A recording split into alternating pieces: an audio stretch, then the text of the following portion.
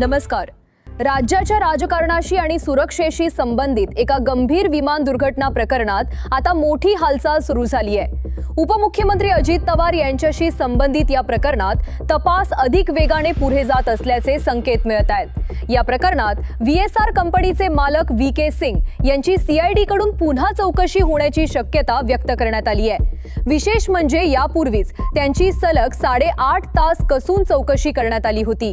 पुढे जाण्याआधी एक विनंती करेन, तुम्हाला आमचे व्हिडिओ आवडत असतील पण अजून तुम्ही चॅनलला सबस्क्राइब केला नसेल तर चॅनलला लगेच सबस्क्राइब करून घ्या। मिळालेल्या माहितीनुसार उपमुख्यमंत्री अजित पवार यांच्याशी संबंधित विमान दुर्घटना प्रकरणाचा तपास सध्या CID कडून केला जात आहे। या तपासाचा एक महत्त्वाचा भाग म्हणून VSR कंपनीचे मालक VK सिंग यांची चौकशी करण्यात आली।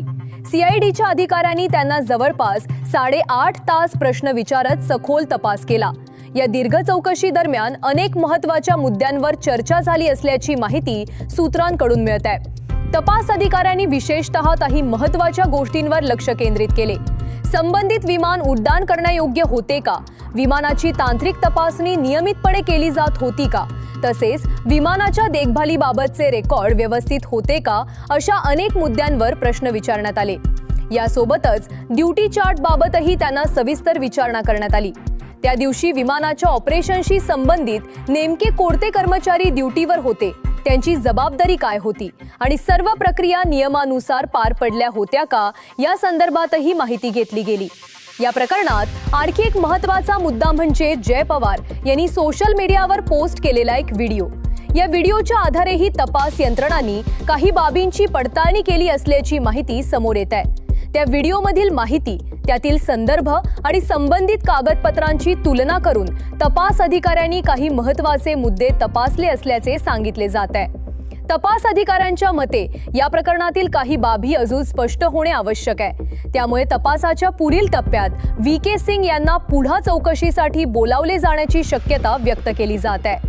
या संदर्भात महत्त्वाची माहिती देताना CIDचे अतिरिक्त पोलीस महासंचालक सुनील रामानंद यांनी सांगितले की या प्रकरणाचा तपास अद्याप सुरू आहे आणि गरज पडल्यास संबंधित व्यक्तींना पुन्हा चौकशीसाठी बोलावले जाऊ शकते।